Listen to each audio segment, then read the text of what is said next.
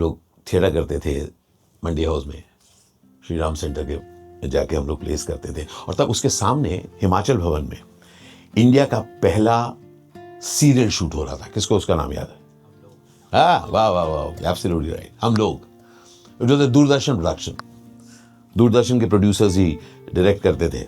हम लोग सब थिएटर करते थे, श्री राम सेंटर में नाटक करते थे, और सब ये चाहते थे कि कोई हम लोग वाला एक बार हमारे नाटक को देखने आए और कहे तू यहाँ क्या कर रहा है, चल। नॉक नॉक, उम्मीद पे दुनिया टिकी है मेरे दोस्त।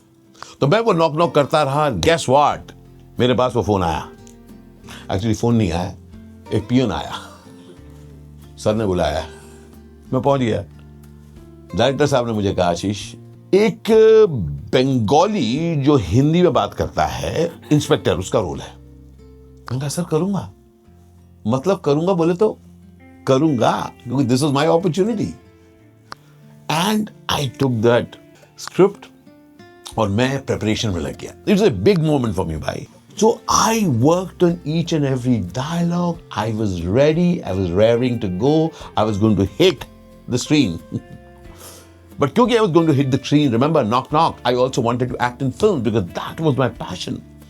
उसी दौरान मैंने एक फिल्म फेस्टिवल अटेंड किया था जिसमें तपन सिन्हा, मृणाल सेन और सत्यजीत रे की फिल्म्स मैंने देखी थी, प्यारेलाल भवन में, दिल्ली में।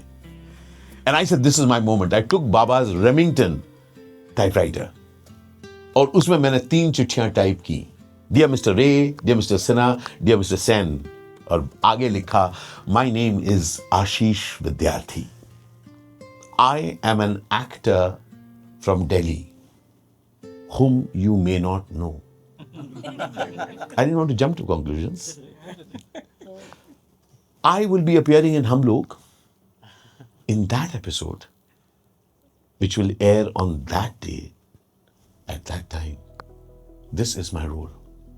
Please watch it.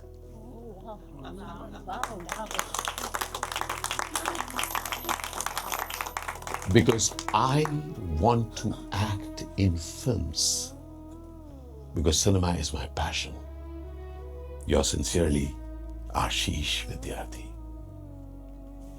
उस चिट्ठी को फोल्ड करके मैं जाकर मैंने पोस्ट किया। All set. 2 days before the shooting, मैं गया हिमाचल भवन में for a rehearsal. मैं वहां पहुंचा, दारवान ने मुझे रोका, obviously he didn't know me. मैंने कहा,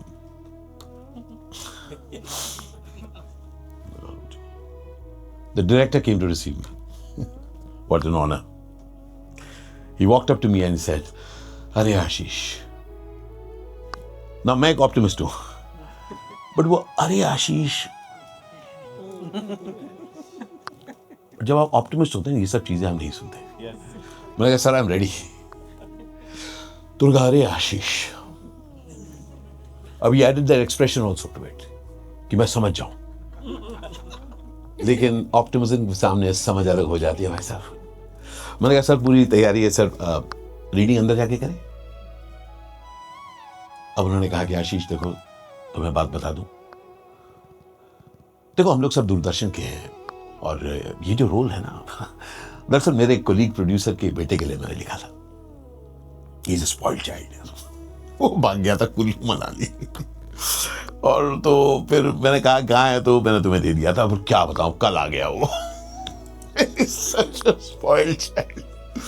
कल आ गया अपने पापा के साथ मेरे पास पहुंचा और कहता हूँ अंकल ये रोल तो मैं करूंगा।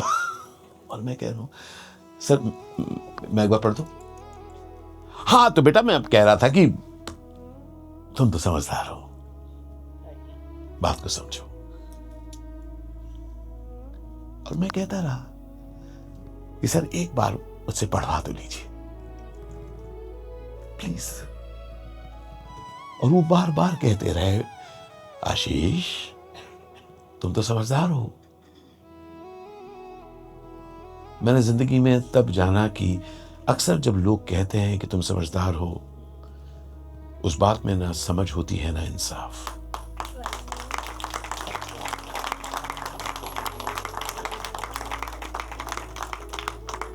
उस दिन वो रोल मिलने के पहले मुझसे छिन गया। जब मैंने एक बार कहा कि सर मैं एक बार पढ़ तो लूं, आई प्रिपेयर्ड, वो स्क्रिप्ट भी मुझसे ले गए यार। क्या मैं रोया था? हाँ। क्या मैं टूटा था? हाँ। क्या मेरा दिल भर गया था? हाँ। पर जो भरने के बाद भी धड़कता रहे, उसी को तो दिल कहते हैं।